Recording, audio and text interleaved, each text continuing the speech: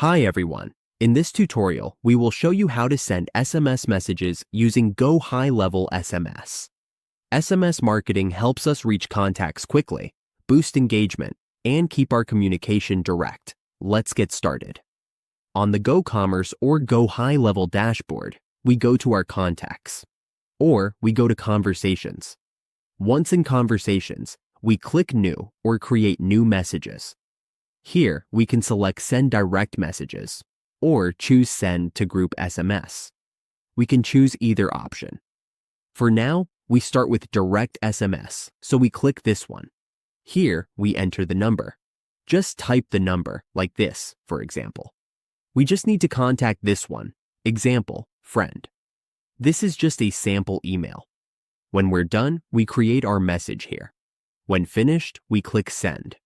Before sending, please note that we need to connect our phone to an LC4LC phone number or a Twilio phone number. Or we can complete A2P10DLC registration for US numbers and then verify our business profile. This way, we can send SMS through GoHighLevel. Make sure our messages are clear, compliant, and sent at the right time for the best results.